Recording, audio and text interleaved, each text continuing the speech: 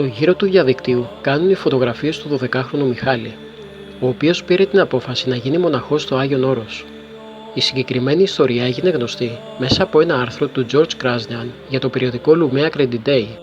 Είναι νόμιμο και ηθικό ένα 12χρονο παιδί να γίνεται μοναχός? Αυτό είναι το βασικό ερώτημα όλων όσοι αντίκρισαν την απόφαση ενός ανήλικου να απομονωθεί στην Αθωνική Πολιτεία. Το δημοσίευμα για το 12χρονο αναφέρει μεταξύ άλλων: ο Μιχάλης Πέρλεα είναι 12 ετών.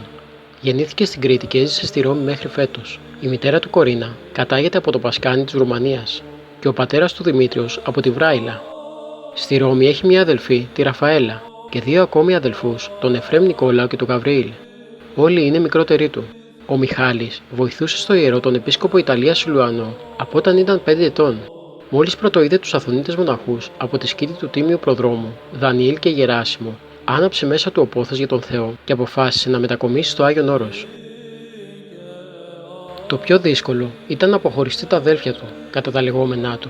Διαβάστε τον διάλογο μεταξύ Μιχάλη και δημοσιογράφου παρακάτω. Την μαμά την επιθύμησες? Τον ρώτησα εγώ. Με παρηγορεί η Παναγία εδώ πέρα και μου περνάει η νοσταλγία για αυτήν, μου απάντησε, καθώς περπατούσαμε γύρω από την προδρόμο. Με το σχολείο πώς θα πας? Προς στιγμήν μαθαίνω ελληνικά, 7 ώρες την ημέρα. Μετά θα παρακολουθήσω τα μαθήματα της Α Γυμνασίου. Δεν είναι πολύ? Πρέπει να μάθω ελληνικά οπωσδήποτε. Τα ρούχα ποιος σου τα έφτιαξε? Ο πατέρας Αθανάσιος. Αυτό σημαίνει ότι οι προδρομήτες πατέρες είναι οι γονείς σου εδώ, δηλαδή αυτοί σε φροντίζουν. Ποιανού ιδέα ήταν να πας σχολείο στο Άγιον Όρος, το γονιόν σου? Όχι, δική μου. Μόνος σου το αποφάσισες? Ναι, μου διηγήθηκε ο πατήρ Γεράσιμος για την Αθωνιάδα και αποφάσισα να έλθω στο Άγιον Όρος. Αυτό ήταν το αρχικό δημοσίευμα για το 12χρονο μοναχό Μιχάλη. Ύστερα από λίγο καιρό, νέα στοιχεία ήρθαν στην επιφάνεια για την ιστορία του 12χρονου Μιχάλη, του μοναχού στο Άγιο Όρος. Τι συμβαίνει στην πραγματικότητα με το παιδί? Σύμφωνα με νέα στοιχεία που έρχονται στο φως της δημοσιότητας, ο μικρός Μιχάλης βρίσκεται πράγματι από τον Σεπτέμβριο στο Άγιον Όρος. Όχι όμως για να μονάσει, και μάλιστα με δική του ιδέα, αλλά για να παρακολουθήσει, όπως άλλα 80 παιδιά, μαθήματα στην περίφημη Αθωνιάδα Σχολή ή Αθωνιάδα Ακαδημία στις Καριές, από την οποία αποφοίτησαν μορφές του έθνους από τον Ρίκα Φεραίο και τον Αδαμάντιο Κοραή, έως τον Κοσμά τον Ετωλό και τον Ιωάννη Πέζαρο. Ο Μιχάλης παρακολουθεί μαθήματα εκμάθησης της ελληνικής γλώσσας στη σχολή μας, όπου θα συνεχίσει στο γυμνάσιο και το λύκειο. Όπως όλα τα παιδιά, αναφέρει σε γνωστή ελληνική εφημερίδα ο διευθυντής της σχολής, Δημήτριος Δημάκης. Ήρθε κανονικά με τη συνένεση των γονέων του και με τις προβλεπόμενες διαδικασίες όπως όλοι οι μαθητές. Δεν θα μπορούσε να γίνει αλλιώς. Αφού ολοκληρώσει τις σπουδές του εδώ, θα μπορεί να δώσει πανελλαδικές εξετάσεις και να γίνει καθηγητής, γιατρός, πυρηνικός επιστήμονας. Βεβαίως, αν το θέλει, μπορεί να γίνει και μοναχός, όπως και κάθε άλλος μαθητής. Η σχολή μας δεν βγάζει καλόγυρους. Είναι ένα κανονικό σχολείο. Όπως όλα τα γυμνάσια και τα λύκεια της χώρας, ακολουθεί το σχολικό πρόγραμμα του Υπουργείου, έχει και οικοτροφείο που μένουν τα παιδιά. Οι δάσκαλοι δεν είναι μοναχοί και γενικά ιερωμένοι.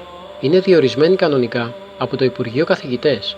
Η Αθωνιάδα Σχολή είναι σήμερα το αρχαιότερο εκπαιδευτικό ίδρυμα στη χώρα. Ιδρύθηκε το 1749 και από αυτήν έχουν αποφοιτήσει χιλιάδες μαθητές. Παιδιά φτωχών οικογενειών κυρίως, τα οποία εξελίχθηκαν σε επιστήμονες και στελέχη της δημόσιας ζωής. Η καθημερινότητα του μικρού Μιχάλη κυλάει στις Καριές όπως όλων των άλλων συμμαθητών του. Υπάρχει γήπεδο μπάσκετ, παίζουν ποδόσφαιρο στις ελεύθερες ώρες, έχουν κινηματογραφική λέσχη, μαθαίνουν βυζαντινή μουσική, βυζαντινή αγιογραφία και στις διακοπές πηγαίνουν στα σπίτια τους. Η Αθωνιάδα είναι το μόνο μέρος του Άγιον Όρος όπου επιτρέπεται η κατανάλωση κρέατος, τονίζει ο κύριος Δημάκης. Και εξηγεί ότι φορούν ράσο παραδοσιακά στη σχολή, όπως παλιά έξω οι ποδιές και τα καπέλα, χωρίς να σημαίνει ότι θα γίνουν μοναχοί. Εξάλλου, με απόφαση της Ιεράς Κοινότητας, απαγορεύεται να καρεί μοναχός κάποιος κάτω των 18 ετών. Ανακοίνωση από την Εφορία Αθωνιάδος Ακαδημίας. Παντελώς ανυπόστατα χαρακτηρίζονται τα δημοσιεύματα για 12χρονο που κατέφυγε στο Άγιον Όρος και έγινε μοναχός. Από την αρμόδια για την Αθωνιάδα Σχολή στις Καριές, Επιτροπή της Ιεράς Κοινότητας, η οποία τονίζει πως η μοναδική ιδιότητα που φέρει είναι αυτή του μαθητού. Ιδιαίτερα στην ανακοίνωσή της, η Εφορία Αθωνιάδος Ακαδημίας αναφέρει ότι η Αθωνιάδα Εκκλησιαστική Ακαδημία είναι ελληνικό δημόσιο σχολείο, γυμνάσιο και λύκειο, ευρισκόμενο στη Χερσόνησο του Αγίου Όρους, υπαγόμενο στο Υπουργείο Παιδείας του Ελληνικού Κράτους και συγκεκριμένα στην εκκλησιαστική εκπαίδευση.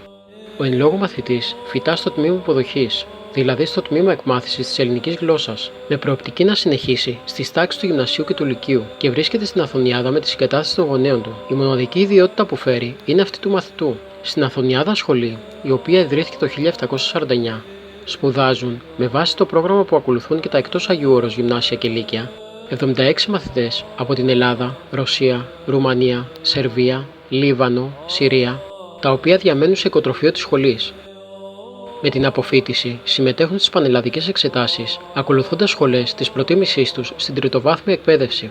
Ορισμένες φορές υπάρχει παραπληροφόρηση για δημοσιότητα και αυτό είναι άσχημο. Καλό είναι να προσέχουμε τι λέμε και τι κάνουμε, εν Χριστώ αδέρφια μου. Όταν δεν είμαστε 100% σίγουροι για κάτι, καλύτερα να μην το λέμε καθόλου. Οι πράξεις μας ορισμένες φορές κάνουν περισσότερο κακό παρά καλό.